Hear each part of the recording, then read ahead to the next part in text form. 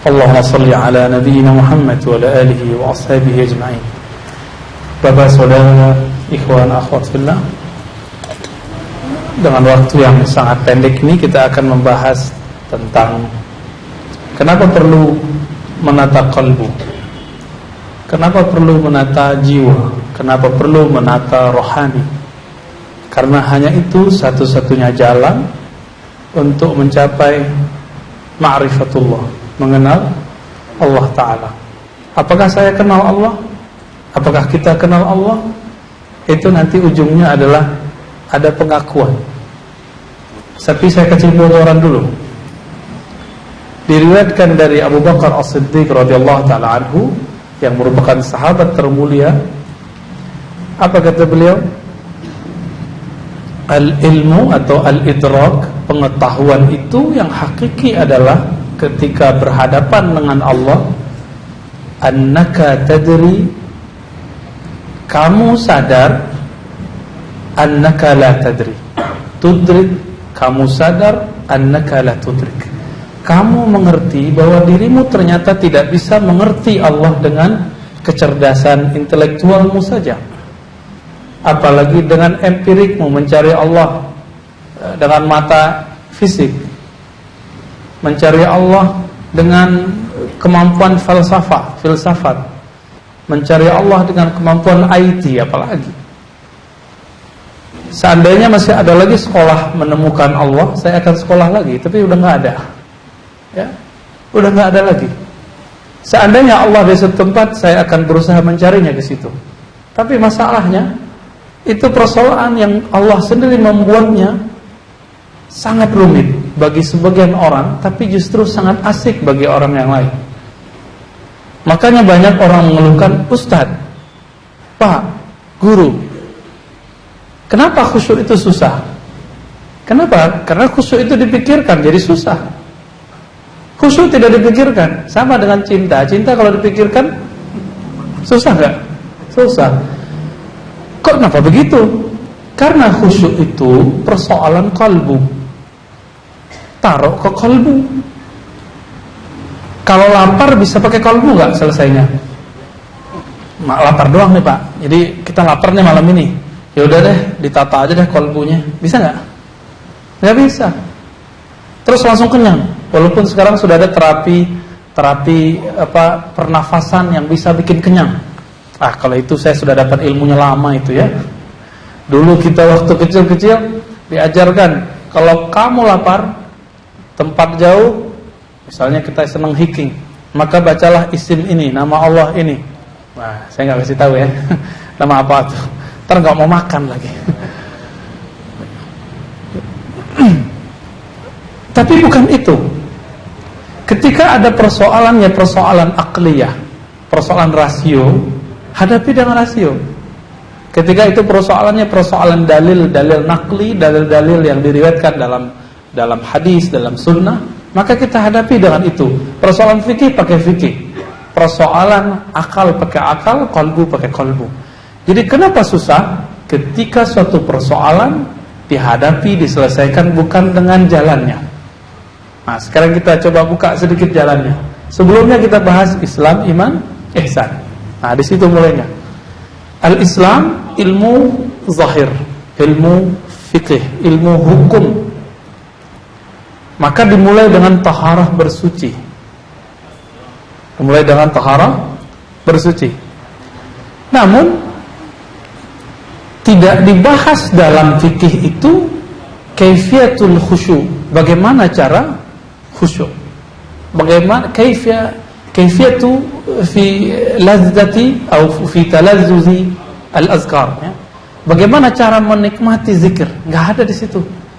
Fikih cuma mengatakan boleh, tidak boleh, haram, halal, atau dibagi 5, wajib, turun, mustahab. Gak ada hukum sebenarnya sunnah. Gak ada hukum. Ini perlu diluruskan ya. Ustaz, apa hukumnya? Sunnah itu gak ada. Itu orang gagal belajar fikihnya. Dalam ilmu usul fikih dan fikih ada betul beberapa kitab mutaakhirin yang menyebut hukum itu dengan istilah sunnah. Tapi bukan sunnah yang sunnah lawan bid'ah. Ya, bukan. Tapi itu jarang, itu gak mu'tabar. Suatu kali saya punya sahabat dulu sama-sama ngaji dengan Syekh Hasan itu. Dulu kita ngaji ke beliau. Ada orang di sini, orang Betawi, orang Jakarta, alimnya bukan main. Kalau boleh disebut beliau adalah al-faqih, al-lamah ya. Kalau nggak salah namanya dulu Ustadz siapa ya? Ramli ya, Fakhairullah. Semoga beliau masih ingat saya nanti ya. Orang alim ngaji di Yaman. Dan waktu itu saya masih dengan masa lalu saya yang terpengaruh oleh menghukumi sesuatu dengan sunnah bidah ya. Tapi apa kata beliau? Hei Razi, mana kitab yang menyebutkan hukum itu namanya sunnah, hukum itu namanya bid'ah? Saya bingung juga ya. Ternyata kita sudah terjebak selama ini dengan versi dialog. Ustaz, ini hukumnya apa? Ustaz jawab, ini bid'ah. Bid'ah ternyata bukan hukum. Bid'ah itu suatu kriteria, belum hukum. Apalagi lawannya sunnah. Sunnah itu yang bersumber dari Nabi, bid'ah itu yang tidak bersumber dari Nabi. Nah, itu perumpamaan awal. Tapi sunnah juga berarti ajaran Nabi. Meskipun Nabi tidak buat, tapi Nabi membolehkannya. Misalnya atau Nabi mendiamkan, itu bagian dari sunnah. Contohnya, suatu kali Nabi SAW sholat, tiba-tiba selesai sholat beliau bertanya, siapa yang menambahkan waktu i'tidal satu bacaan ini? Rabbana lakal hamdu hamdan thayyiban katsiran mubarakan fi. Nabi gak pernah ajarkan. Kalau yang biasa kita baca apa? Rabbana lakal hamdu mil'us, boleh pakai mil'as ya, mil'us samawati wal ard sampai akhir. Akhirnya orang itu angkat tangan, ya Rasulullah saya. Udah ketakutan dia, takut dianggap ahli bid'ah kali ya. Tapi ternyata Nabi SAW memujinya dan mengatakan, aku melihat ada 12 malaikat yabtadirunaha, berlomba-lomba untuk mengangkatnya ke langit, mengangkat bacaan. Jadi ini kabar gembira bagi kita. Semua yang kita baca itu diangkat oleh malaikat. Pertanyaannya, malaikat itu makhluk fisik atau makhluk rohani? Makhluk rohani. Maka supaya tasbih-tasbih kita, takbir-takbir kita, tahlil-tahlil kita, bacaan Quran kita diangkat oleh makhluk rohani, harus dinaikin zikir-zikirnya menjadi zikir rohani. Walaupun dibaca dengan lidah, tapi kualitasnya kualitas rohani. Ilustrasinya seperti ini. Kita tinggalkan sunnah bid'ah karena melelahkan bicara itu ya. Saya sudah lelah ngomong itu bertahun-tahun. Kita hanya jawab kalau itu penting. Ternyata Nabi SAW jarang sekali bahas ini.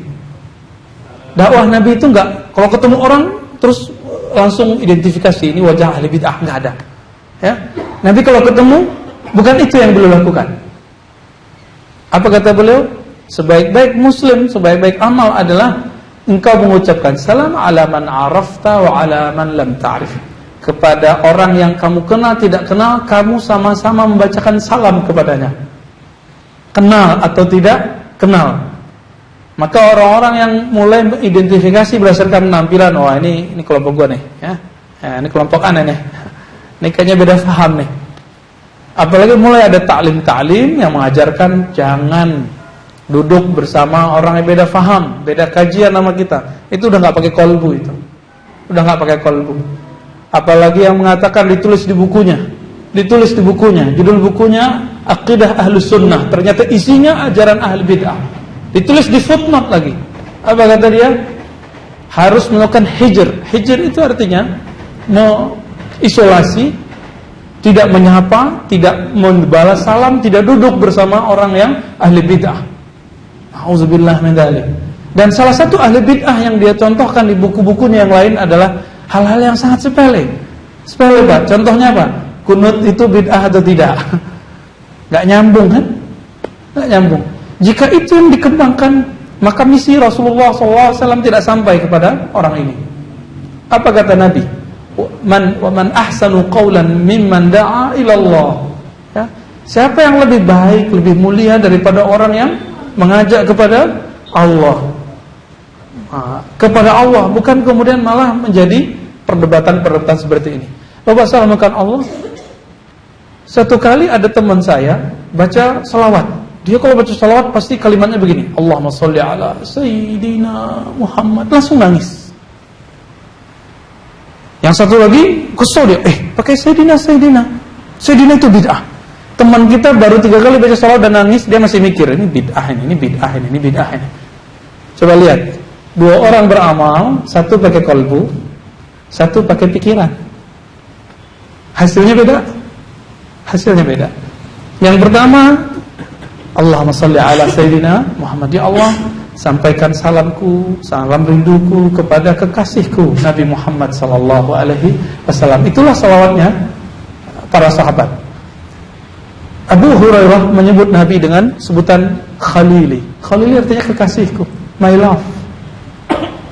Kita nggak tahu apakah beliau memanggil istrinya Khalili, Khalilati, kita nggak tahu. Tapi yang kita dapatkan riwayatnya, beliau ketika hendak makan pun ingat Nabi. Apa kata beliau? Ma'akala Khalili. Kekasihku Muhammad SAW tidak pernah makan ini, tapi aku makan ini. Nabi sudah wafat, tapi masih hidup di kolbunya. Makanya Umar, karena pakai kolbu, memarahi setiap ada orang yang mengatakan Muhammad mati. Itu dia marahi. Kenapa? Itu kalimat yang tidak sopan. Dan dia mengancam membunuhnya. Apakah begitu disebut ahli bid'ah? Ada yang berani mengatakan Umar ahli bid'ah? Pasti itu Syiah.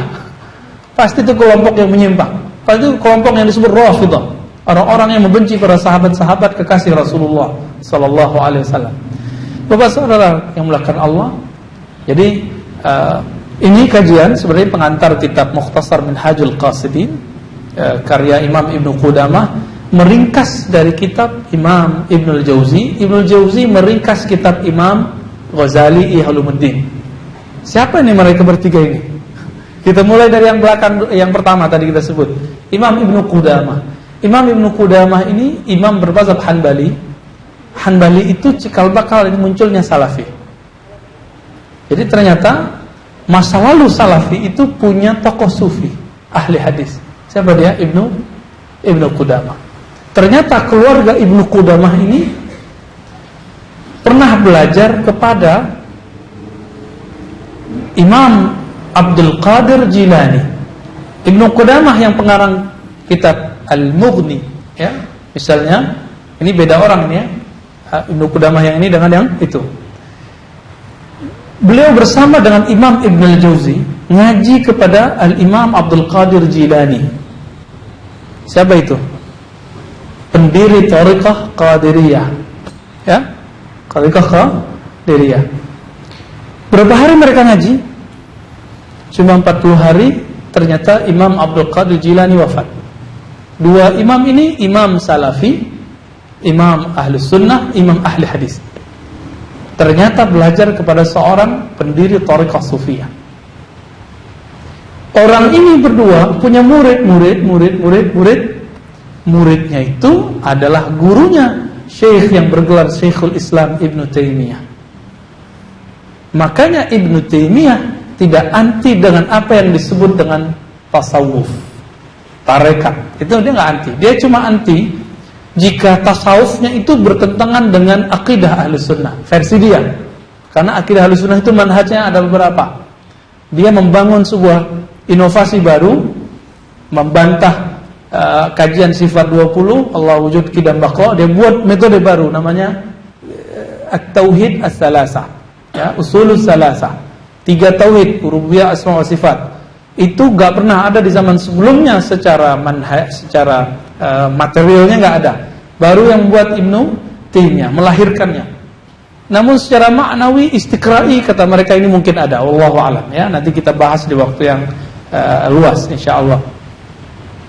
Makanya Ibnu Taimiyah yang bergelar Syekhul Islam tidak pernah anti tarekat sufi. Ini perlu digarisbawahi. Bahkan beliau pengamalnya. Imam As-Safadi salah satu pengikut Ibnu Taimiyah, tapi juga sufi, mu'arrikh, muhaddis. Jadi orang itu dulu multi talent. beliau menghikayatkan suatu kali Imam Ibnu Taimiyah setelah sholat subuh menunggu syuruk, beliau membaca Al-Fatihah 40 marrah, 40 kali. Pertanyaannya sebelum kita nanya ke Imam Safadi, Nabi pernah ngamalin itu enggak? Enggak atau enggak tahu? Beda loh ya. Sahabat pernah ada riwayat begitu enggak? Ya, maksurat. Maksurat itu kan kumpulan imam. Syekh Hasan Al-Banna, Habib Abdullah Al-Haddad, Abdurrahman bin Umar Al-Attas misalnya. Siapa lagi? Ada Hizib Bahar. Itu kumpulan imam. Pertanyaan saya, jika ada seorang imam meramu suatu amalan dari Quran dan Sunnah, itu bid'ah enggak? Kalau kita mikirnya di sana, si pengamal sudah larut baca Al-Fatihah, kita masih bingung, ini apa lagi yang diamalin ya? Kemudian Ibnu Taimiyah ditanya, kenapa engkau membaca Al-Fatihah 40 kali? Apa jawaban beliau? Supaya Allah membukakan kepadaku pemahaman tentang suatu ayat yang aku buntu membacanya. Likay yaftahallahu li, supaya Allah mau berikan aku futuh. Futuh itu semacam penyingkapan rohani, penyingkapan intelektual, supaya bisa memahami ayat-ayat yang rumit. Kalau bahasa orang sini kali tawasul ya, tapi tawasul versi orang NU kayaknya beda deh dengan tawasul versi Ibnu Taimiyah. Tawasul orang NU itu kan lengkap, mulai dari ila hadrati itu sebenarnya bukan tawasul ya. Kirim Fatihah ke seseorang itu bukan tawasul, itu namanya ihda'us shawab, mengirim Fatihah, ngirim ayat, ngirim bacaan. Itu beda bab. Ibnu Taimiyah tidak menolaknya, Ibnu Taimiyah mempercayainya. Yang ingin memahami ini dengan baik, baca, ini sering saya sarankan di mana-mana, kitab Ar-Ruh karya Imam Ibnu Qayyim, sudah diterjemahkan. Di bab tentang apakah amal orang hidup sampai kepada orang mati, dari bacaan, perbuatan dan sedekah harta, bahkan haji, umrah, sampai ke orang mati, beliau mengatakan sampai, bukan boleh lagi, sampai. Siapa yang ngomong? Ibnu Qayyim, gelarnya Syekhul Islam, ya. Ini perlu diketahui sebenarnya. Jadi Imam Ibnu Qayyim, Imam Ibnu Taimiyah ini enggak seperti yang kita bayangkan. Teksnya jelas, teksnya Majmu' Fatawa ini sekarang kan lagi rame, ya. Orang mengklaim bahwa Ibnu Taimiyah begini-begini, itu enggak.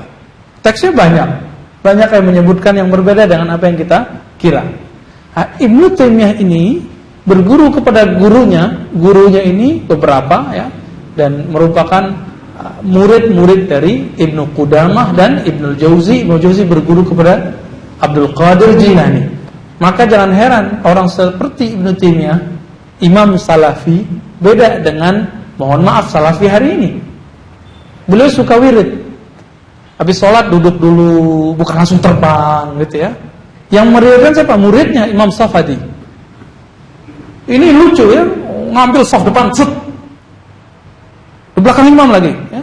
Habis itu imam berdoa, dia pergi. Sopan gak tuh? Kita uji seberapa banyak kamu ikut salaf ya. Syekh bin Baz, guru dari guru saya, itu menulis buku tentang adab-adab sholat. Nyampe di bab Jumat, bab jamaah, apa kata beliau? Kalau orang sudah ngumpul banyak, jangan coba-coba kamu buruk adab. Apa buruk adabnya? Melangkahi riqaban nas. Oh, dicari lihat, wah ada yang kosong nih, cari. Adab lebih tinggi daripada cuma ngejar pahala sunnah. Adab itu wajib. Akhlak. Apa kata Nabi? Orang masuk surga bukan karena dia masuk saf 1 atau 2. Kata Nabi SAW, aktsaru, ya, kebanyakan orang masuk surga apa? Karena al-khuluq, husnul khuluq. Hadis ini sahih Muslim. Karena bagus akhlaknya. Maka dakwah kita mesti marah ke sana. Ini yang kita sebut menata qalbu. Nah, Imam Ibnu Taimiyah itu sebenarnya dia sedang menata qalbunya, cuma mungkin belum ketemu guru yang pas. Tapi Imam Ibnu Hajar Al-Hambali mengatakan ketika dia masuk penjara bagian-bagian akhir hayatnya, lalu ada Ibnu Qayyim, mereka kemudian hanya sibuk zikir, salat, zikir, salat, zikir Quran. Bahkan Ibnu Taimiyah disebutkan khatam Al-Quran itu lebih dari 70 kali dalam sholatnya. Itu semuanya dalam sholat. Sholat yang ini khatam, sholat ini khatam gitu. Makanya menjadi seorang yang dekat kepada ahli qalbu. Ternyata di tahun sebelum 709 beliau pernah bertemu imam ahli qalbu bernama Ibnu Athaillah As-Sakandari, dan mereka sepakat tentang tasawuf, tapi tidak sepakat mengenai beberapa amalan tarekat. Itu beda. Bisa bedain? Sepakat mengenai tasawuf, ilmu qalbu, tapi tidak sepakat mengenai beberapa amalan tarekat. Kenapa? Beberapa amalan tarekat itu kadang-kadang bertentangan dengan ilmu fikih. Beberapa, contoh, beberapa tarekat di negeri kita ada sholatnya macam-macam. Ahli fikih gerah dengan itu. Sholat Lailatul Qadar, ya. Sholat apa lagi? Sholat birrul walidain. Tapi itu kemudian sudah diperjelas oleh ada ulama muda, tapi di atas saya umurnya dan ilmunya di atas saya juga, yang baru tamat dari Al-Azhar, Dr. Luqman Al-Hakim, ya, yang dari Lombok itu. Silakan belajar ke beliau. Beliau ahli hadis, juga mengerti fikih dengan sangat baik. Pemahaman Syafi'iyahnya sudah sangat matang, dan nulis sekitar 500 500 salat dalam mazhab Syafi'i. Jadi ternyata dibuka semua kitab-kitab hadis dan kitab-kitab fikih, ketemu sekitar berapa? 500. Jangan-jangan salat birrul walidain ada di situ. Namun itu mazhab Syafi'i. Kok bisa beda dengan yang lain? Ya, ternyata Bapak Saudara makan Allah, aliran-aliran pengamal qalbu ini juga ada mazhab-mazhabnya. Kita sebut, jika di fikih disebut mazhab, dalam ilmu qalbu disebut thariqah. Ya, disebut thariqah. Ada yang jadi masalah di kalangan mereka. Mereka ini karena tidak semuanya ahli hadis, ahli thariqah itu, ahli tasawuf itu. Kadang-kadang menggunakan hadis-hadis tidak sahih untuk menunjang ilmu qalbu. Wajar, kita maafkan. Kenapa? Karena tidak semuanya ahli hadis. Kenapa mereka tidak banyak ahli hadis saja gitu ya? Contoh, ada sebuah hadis, tapi maknanya benar. Ini permulaan daripada menata qalbu. Man arafa nafsahu faqad arafa rabbahu. Ini secara ilmu hadis, bukan hadis, ya. Ini perkataan siapa? Siapa yang kenal dirinya, kenal Rabbnya, kenal jiwanya, kenal Rabbnya, kenal hatinya, kenal Rabbnya. Ada yang menyebut Ali bin Abi Thalib. Ternyata kita cek nggak ada, ya. Terus apa lagi? Siapa dong? Kita udah bolak-balik, ternyata ketemu kutipannya dalam dua kitab Imam Nawawi dan Imam Suyuti. Di Imam Suyuti diperjelas. Ini perkataan seorang imam yang ujung namanya sama dengan saya. Nama saya yang sama dengan beliau, ya, bukan sama dengan saya. Imam Yahya ibn Mu'az Ar-Razi. Ternyata ahli hadis dari kalangan ulama salafus saleh, tabi'ut tabi'in.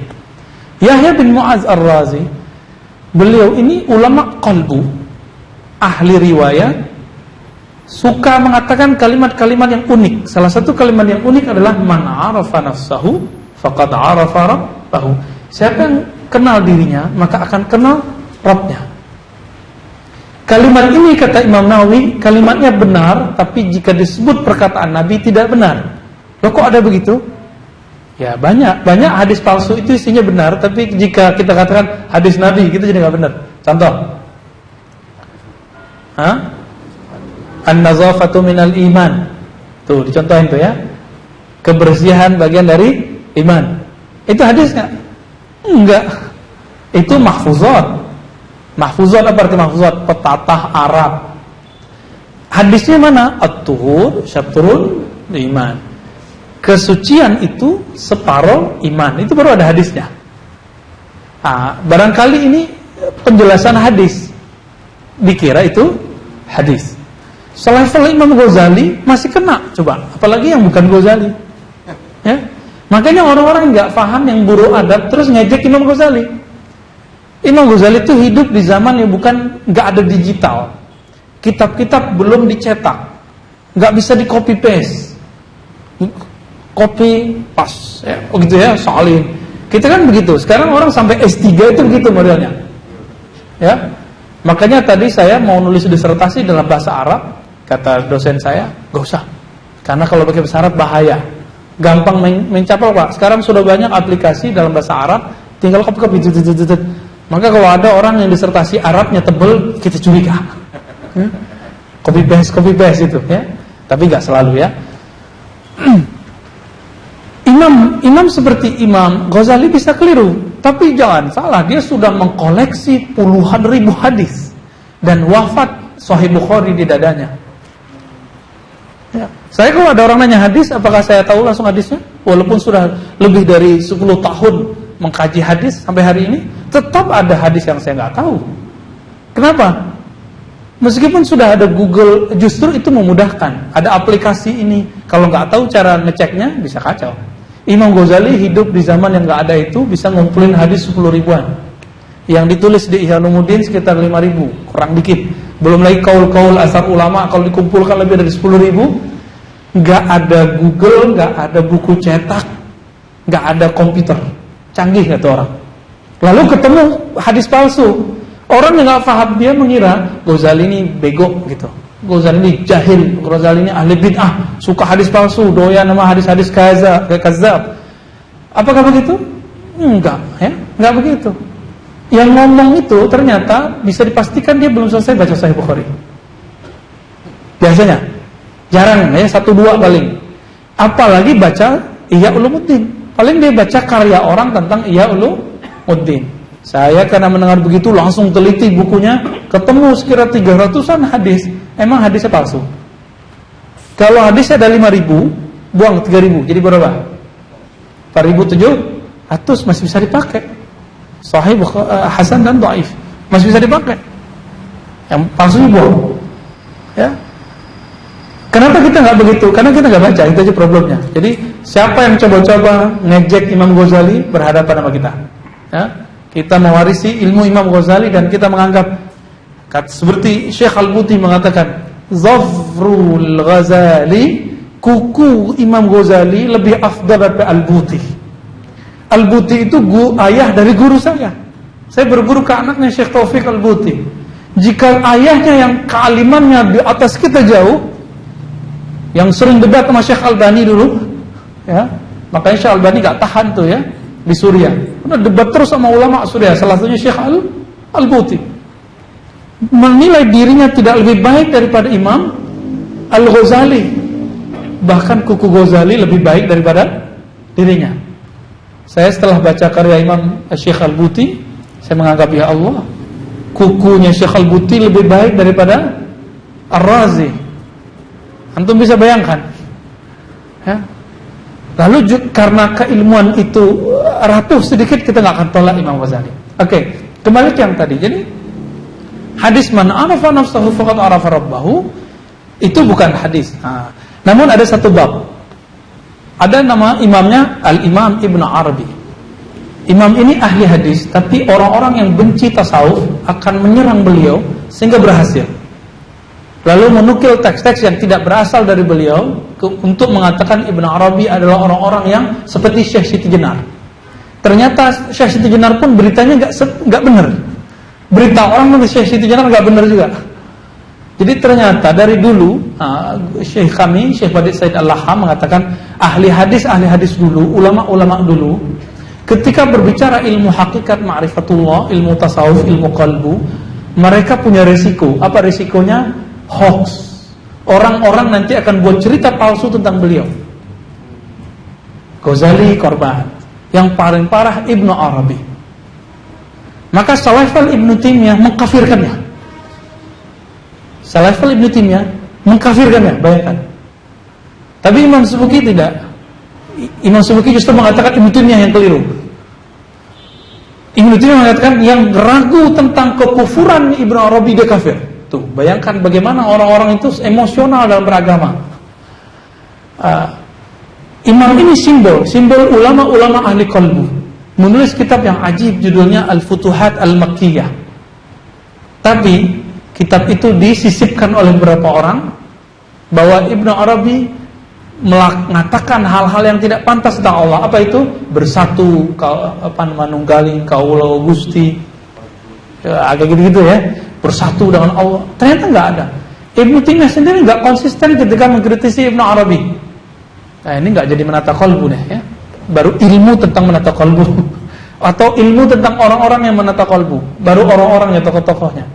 Gak apa-apa lah ya, ini baru pengantar. Ibnu Taimiyah ketika menuduh Ibnu Arabi As-Sufi Al-Muhaddis Al-Kabir, dia nggak konsisten. Dia mengatakan Ibnu Arabi Imam Al-Hulul, Ittihad, Wahdatul Wujud, 3. Padahal 3 hal ini beda. Hulul itu hamba didatangi oleh Tuhan sehingga jadi kayak air masuk ke dalam gelas, sehingga menyatulah air dengan gelas, masuk hulul, masuknya Tuhan kepada zatnya hamba, itu hulul.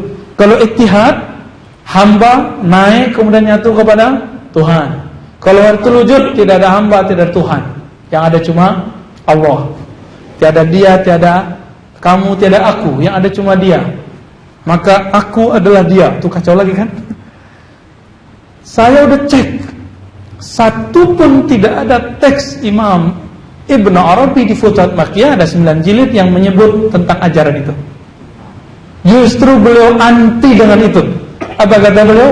Man qala bil hulul fadinuhu ma'lul. Yang mengatakan bersatu hamba dengan Tuhan, dengan Allah, agamanya ma'lul. Apa arti ma'lul? Cacat, dan itu nggak bisa disembuhkan. Ini yang kita sebut kebatinan. Orang-orang kebatinan itu susah nyembuhinnya. Ciri-ciri ngajinya sama, dia kajiannya dimulai dengan kajian diri juga, tapi banyakkan pertanyaannya ya, ini itu. Mereka mengira dengan begitu sudah jadi waliullah.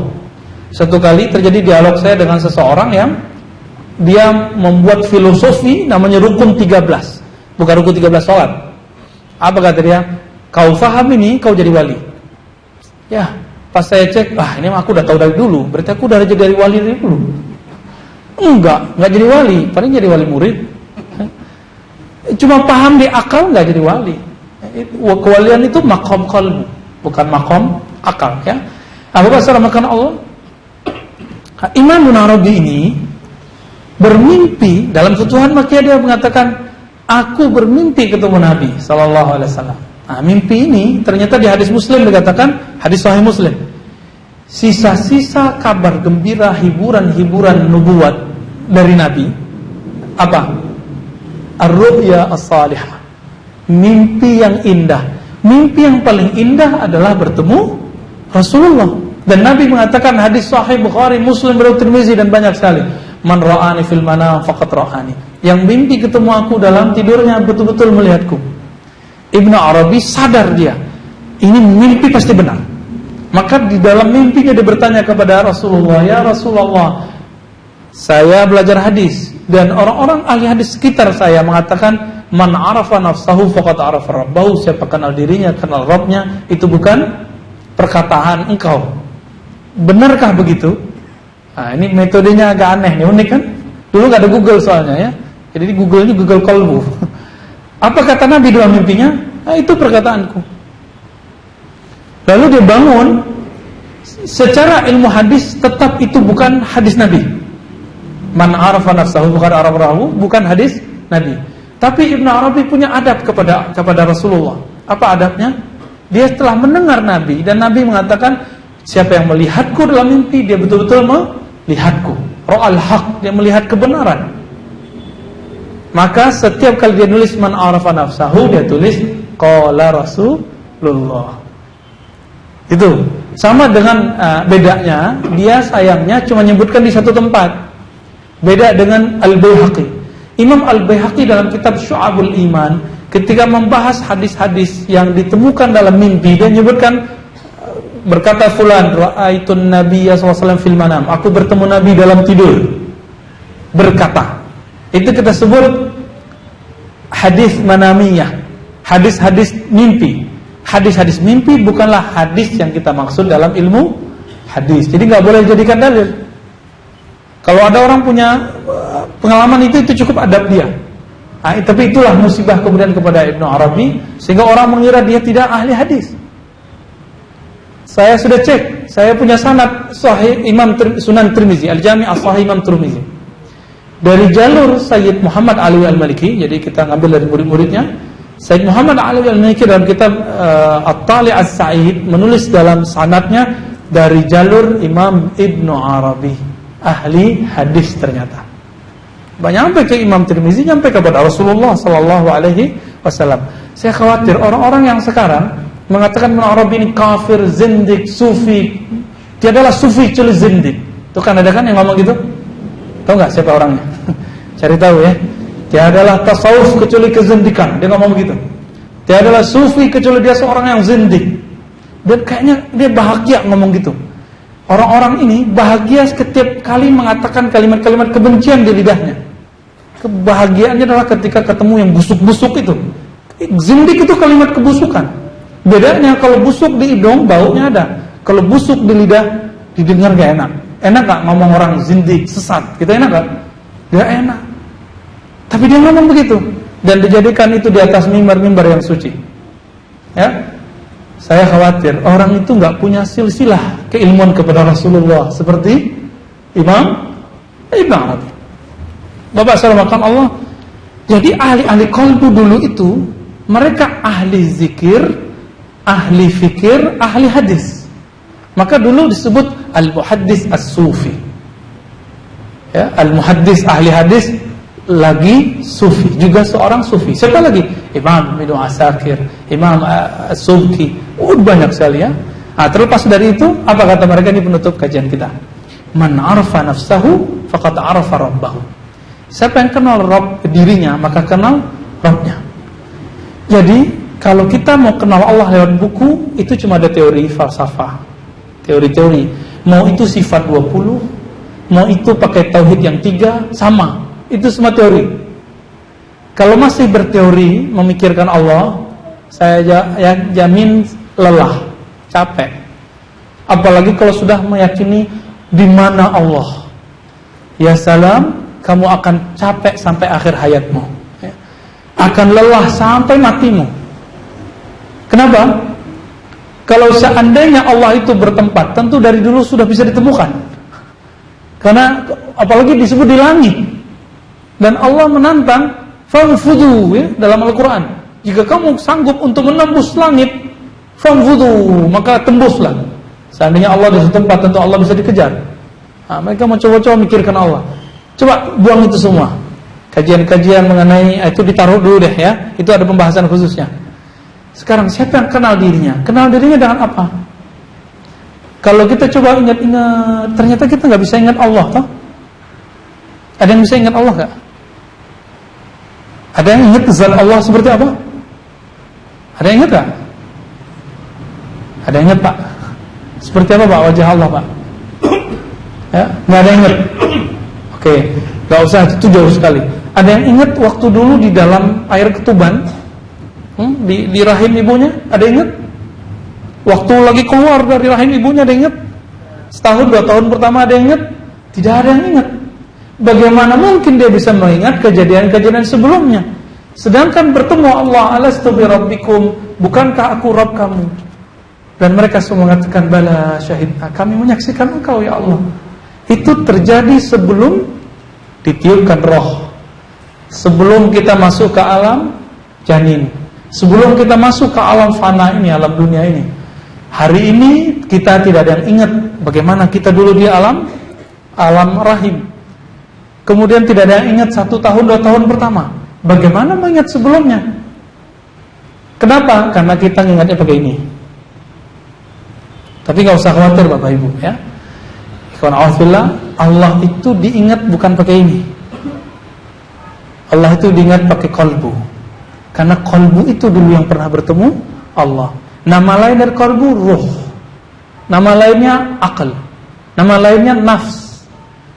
Ruh, jiwa, diri, ya, akal. Itu semua sama. Barangnya sama, sebutannya beda. Karena penyebutannya dengan fungsinya. Jika kita menyimpan satu memori, suatu file di flash disk. Flash disk kita ada 7. Yang kita simpan, misalnya disertasi di satu flash disk, yang kerjaan sini. Masa mau cari disertasi tapi di flash disk yang ke-7, bukan yang pertama? Ketemu nggak? Nggak. Memori tentang Allah itu nggak ada di sini. Adanya di, maka Allah tetap menyebut mengingatku, zikr. Ya ayyuhalladzina amanu dzkurullaha dzikran katsiran. Hai orang beriman, sebut namaku, sebut Allah sebanyak-banyaknya. Masih uzkuru. Arti pertamanya sebut, arti keduanya ingat. Kita sudah sepakat tadi, Allah nggak bisa diingat pakai memori yang ada di sini. Tapi memori qalbiyah, ruhiyah, aqliyah, nafsiyah bisa. Bisa, ya. Pernah melihat ada orang nangis kita berzikir, terus kita mikir, kenapa aku tidak menangis? Pernah malam takbiran melihat ada orang nangis, itu dia rindu Allah apa rindu kampung? Yang mana, Pak? Rindu kampung. Kampung badan ini, kampung fisik ini, kampung memori ini. Bayangkan, hanya mengingat kampung yang tersimpan dalam memori ini, kita bisa nangis. Bagaimana jika orang itu ingat memori dia bertemu Allah yang tersimpan di rohnya, di jiwanya? Bisa pingsan. Maka Al-Hasan Al-Basri dibacakan satu ayat yang menyebut nama Allah, langsung pingsan. Sampai kemudian kalbunya kuat, baru gak pingsan-pingsan lagi. Al-Hasan Al-Basri, ya. Ini menolak Ibnu Taimiyah yang mengatakan gak ada ulama salafus saleh yang jika berzikir baca ayat terus pingsan. Gak ada, itu riwayatnya sahih, ya. Bisa kita buka dalam tafsir-tafsir yang ma'tsurat, yang berriwayat. Nah, Bapak Saudara makan Allah. Lalu, ini bocoran sedikit saja tentang makna kalimat ini supaya masuk ke tema kita. Siapa yang mengenal dirinya yang mana? Bukan diri yang fisik, bukan diri yang bergelar-gelar itu, bukan diri yang sudah keriput sebagian, ya. Yang dulunya kecil, gede, sekarang sudah mulai beruban, sekarang sudah mulai ringkih. Bukan itu. Bukan mengenal tubuh yang itu. Yang dulu nggak punya jenggot, sekarang berjenggot. Bukan tubuh yang itu. Tapi mengenal diri yang qalbiyah, yang rohaniyah. Nah, karena waktunya pendek, jadi saya hanya mengajak. Jika ingin mengenal Allah, maka kenallah dari yang bagian itu, bagian kalbu. Jangan kenal dari bagian sini. Jadi jangan pikirkan Allah, tapi rasakan Allah. Nah, dengan itu kita bisa merasakan bagaimana Allah itu sebenarnya. Sampai jam berapa? Nah, kita mau lanjutkan setelah sholat. Oke, Bapak Ibu Saudara makan Allah, setelah sholat jika ada tanya jawab, boleh silakan temanya apa saja, tapi usahakan yang berkaitan. Kalau saya sanggup saya jawab, ya. Semoga Allah meridhai kita, semoga Allah mengampuni jika ada kalam-kalam kita yang tidak diridhoinya. Allahumma stirna bi sitrikal jamil. Sallallahu ala nabiyyina Muhammad. Assalamualaikum warahmatullahi wabarakatuh.